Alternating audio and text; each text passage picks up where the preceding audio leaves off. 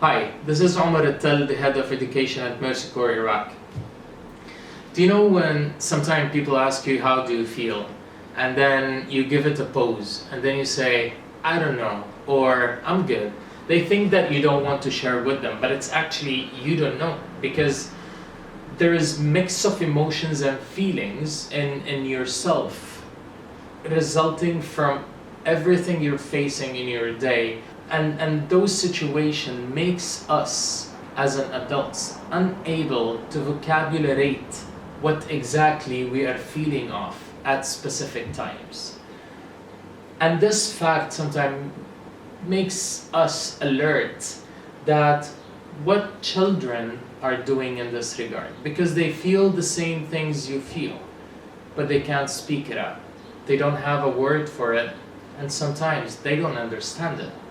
And that's why parents, and especially under COVID-19 situation, the lockdown and staying at home for a long time, that's why parents, they have to open space and create environments for their children to learn, express, and reason feelings.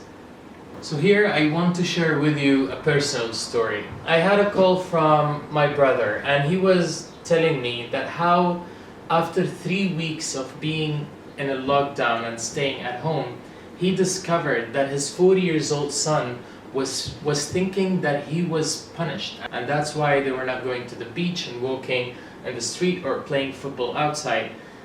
The thing is that my nephew, he couldn't say that, he couldn't express it, but he started expressing it in his actions and in his facial expression, not talking to anyone and walking with his eyes down. And so that's why my brother, he noticed those, let's say, symptoms, and he started talking to him until he figured out that he think he's punished.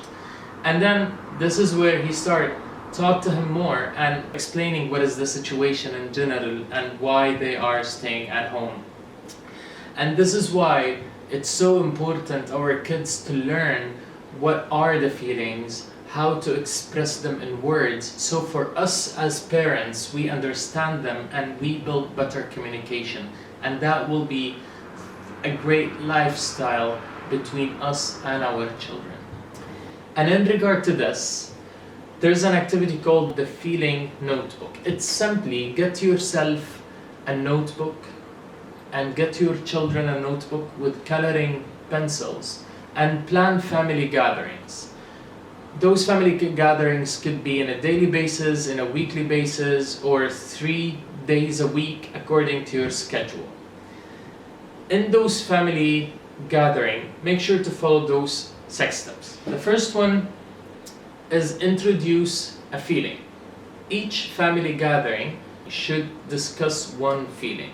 So introduce a feeling at the beginning of the family gathering, and it's highly recommended to start with happiness in the first family gathering, and I'll tell you why later.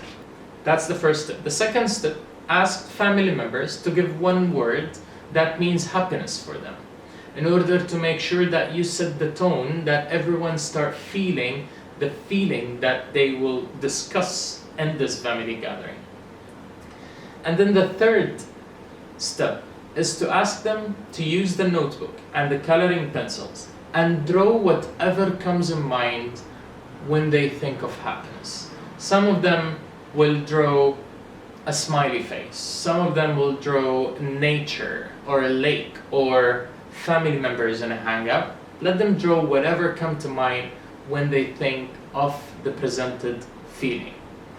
And then the fourth step is to ask them to draw down a list of things that makes them feel that specific feeling, that makes them feel happiness. They can say playing football, eating Nutella, or ice cream, or being around my family. Let them list down all the things that makes them feel happy. And then the fifth step is to give everyone 1 to 2 minutes to conduct a presentation about their piece of art that they draw and about the things that makes them feel that feeling.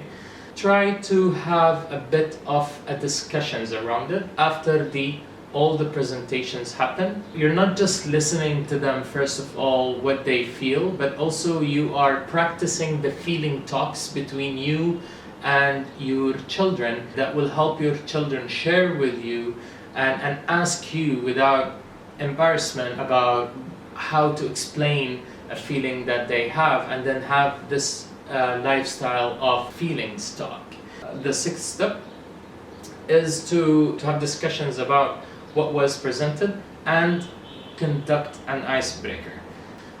This is very important, especially when it comes discussing hard feelings like sadness and frustration. It's very important at the end to conduct an icebreaker in order to get out of the mood itself. And as I said at the beginning, why to start with happiness in the first family gathering? Because you will be having a list of what makes people happy, so you can use them as an icebreaker for next family gatherings when you are talking about hard feelings. Finally, as most researches shows, kids who learn healthy ways to express and cope with their own feelings, they are more likely to be supportive of others, to perform better at their school and in their career in the future, to develop resilience and coping skills, which is what we need in this situation, and feel competent and confident about themselves. Thank you so much for making it till the end of the video, and stay safe.